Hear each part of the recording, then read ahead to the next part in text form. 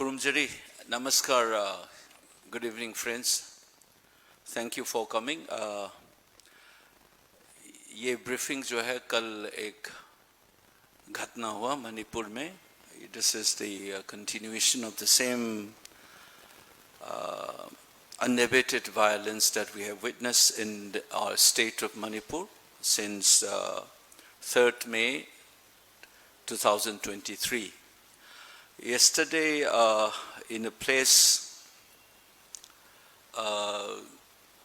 there was an ambush that happened in Kangpokpi district, which led to the death of 3 church leaders belonging to a tribal community called Thado community, and 5 people were injured. And that was sometime around 10 to 11 a.m.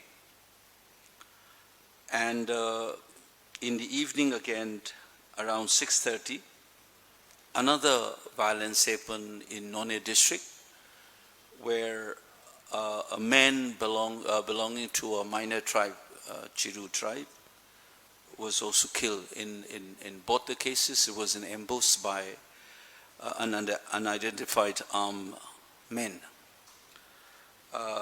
These tragic incidents are part of the same continuing lawlessness in the state of Manipur.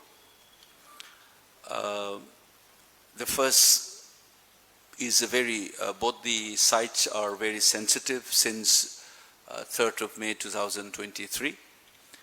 The first place in the Kangpokpi district where these 3 church leaders from Thado community were killed happened between Kojim and Kolend, between these 2 areas in Kangpokpi district, which is dominated by Kuki-dominated areas.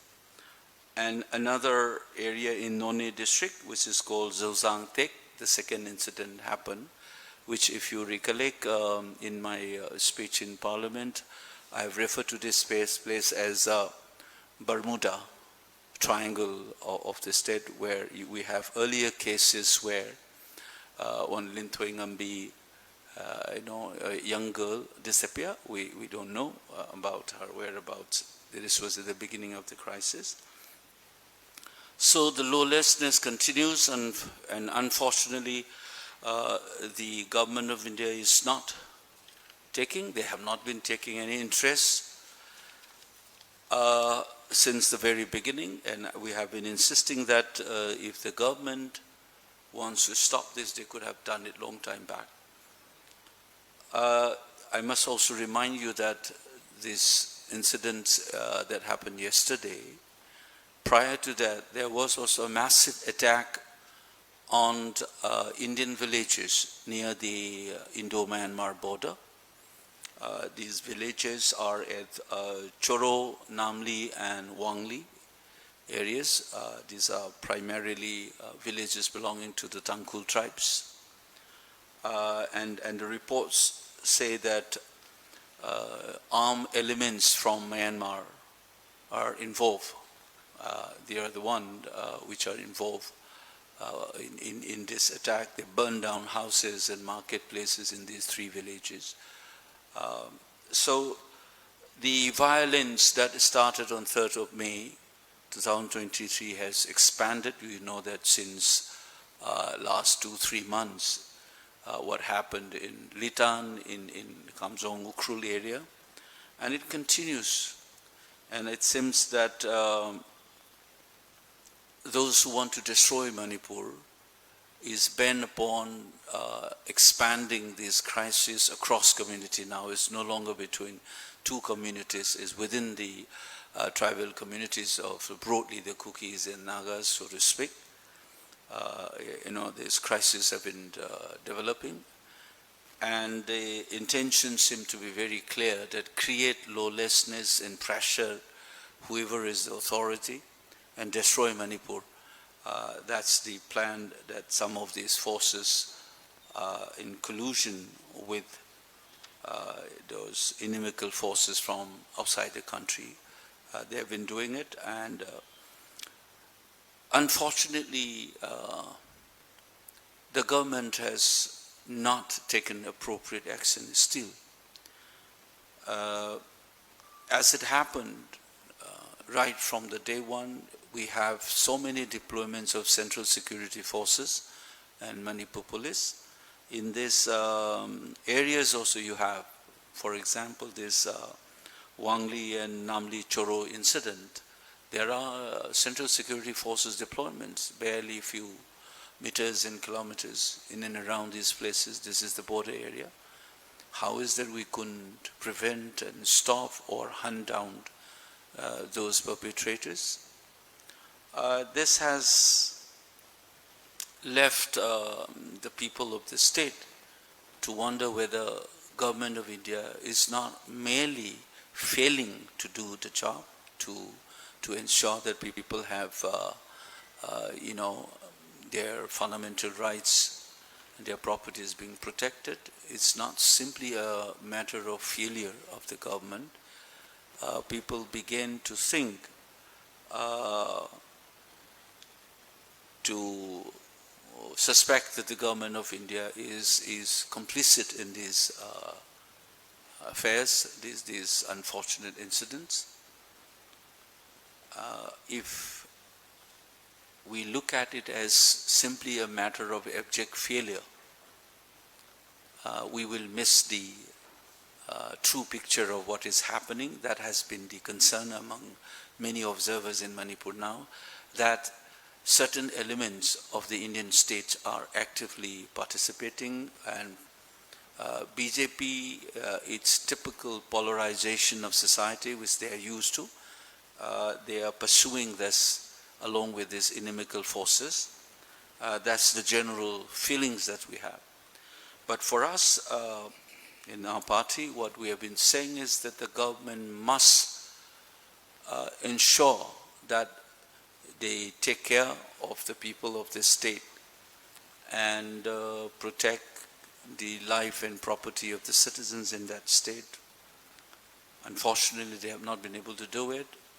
And as it stands, the inquiry commission that I have instituted in 2003, it has been extended for the 5th time. And let's see, this May 26 is again this is the 5th time they have extended till May 26, which is going to end. And I suspect that they might again extend it. So justice delayed is justice denied, as you know that. So they have not been able to fix accountability. We still don't know from May 3rd, if you recollect those incidents and if you remember those images, there was a vandalism committed near a memorial gate, followed by burning down of houses in Torbung areas. You saw people holding AK-47 rifles in the afternoon of 3rd of May itself, while the houses are being burned down in Torbung areas. We have been bluffing ourselves. Many of the people, especially in the mainstream media, they are saying that there are cartouches, local made guns, despite the evidence that there are sophisticated weapons are involved. The government said that they have recovered. Quite obviously they have not recovered. You see images of armed men walking around in the presence of Central Security Forces. All these criminal activities that have happened yesterday again is you have the security deployment in and around these areas. So quite obviously the state has not reined in the violence, especially these armed groups in remote areas, particularly in the hill areas. We demand that the government take immediate actions to bring these criminals to justice and do an honest assessment of the situations. That I appeal to the mainstream media as well to report these instances. There is a tendency to brush aside these instances, incidents, as if these are the usual thing, that we are normalizing what is essentially an abnormal condition. From our party, we condemn this violence, and we condemn also this irresponsible and abdication of responsibility by the government of India. Mr. Modi, you remember he was on a boat ride recently in Hooghly River. And for many of us, it reminds us of that famous film, Amar Prem in 1972. You remember that there is a lovely song by Kishore Kumar, Chingari koi bhar ke to sawan use bujaye, sawan jo wo aag na lagaye, wo kaun bujaye. So the government of India, if it is complicit in this entire exodus, there's an irony. That's the beginning, the sense that we have in Manipur, that if government of India is either complicit, which is shown by their inaction, then kisse appeal karna hai humko abhi? That becomes a moral dilemma. And it will be really unfortunate if the people of the state started saying that, well, if the government of India is not able to stop this, should we appeal to the United Nations? It will be really embarrassing for us to do this because the crisis in Manipur is globally known, and people will begin to ask this question, why the Indian state is not able to protect the citizens' lives and property in that state. You know that in the World Summit in 2005, we, as a country, we have also committed, there is something called R2P, right to protection, that if the state, any member state has failed to protect the life and the property of the people, and then international community has a right to intervene, to resolve this crisis. But I believe that the Indian state is more than capable to stop this violence.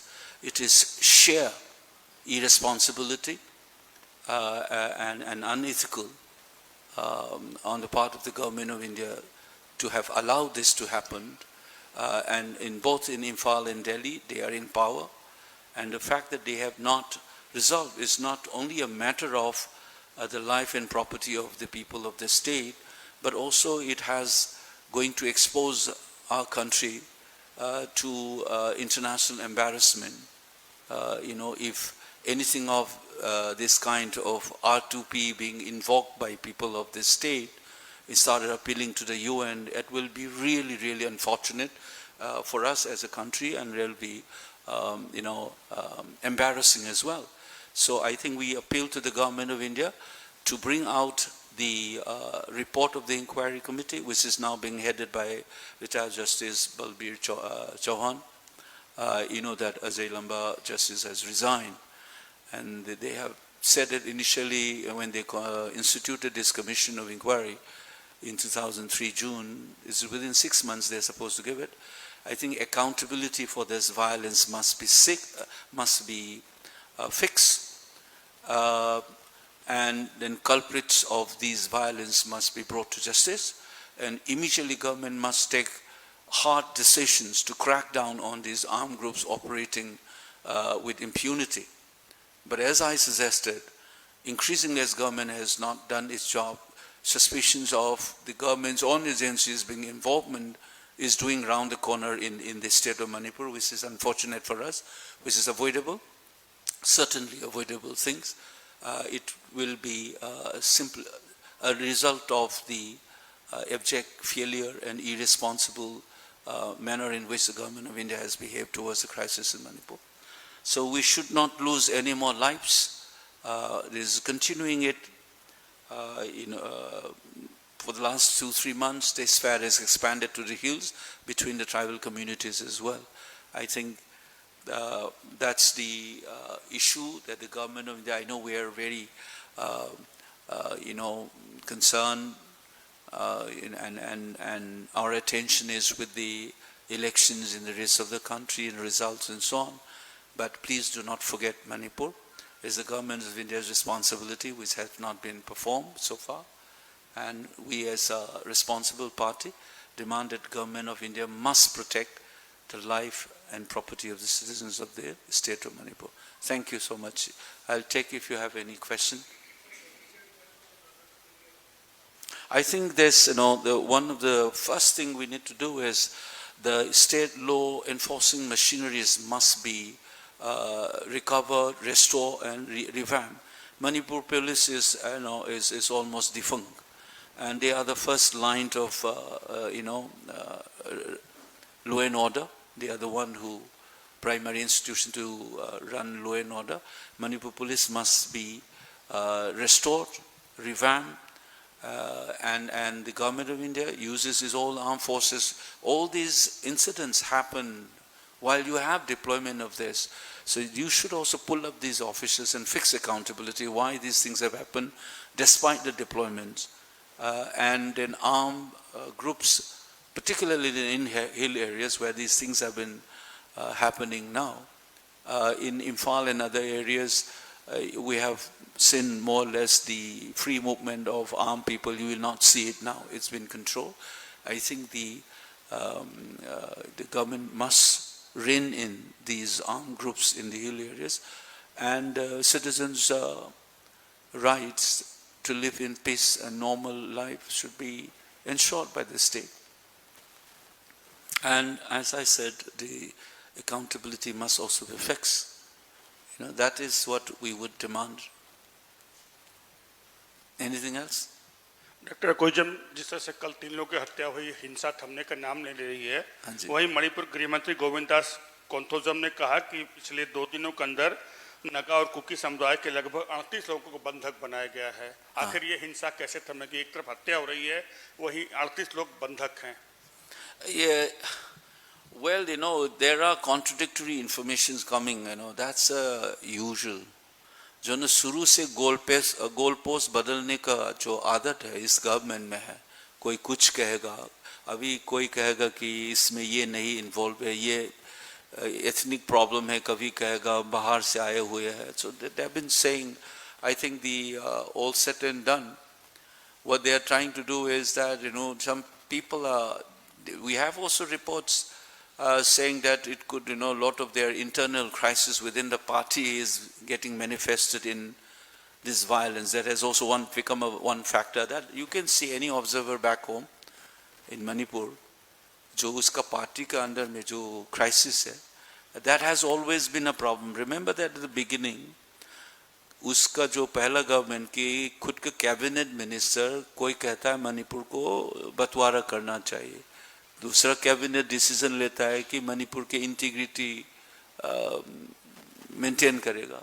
So these double voices, contradictory voices, changing goalposts, I think the government of Manipur, they should be honest enough.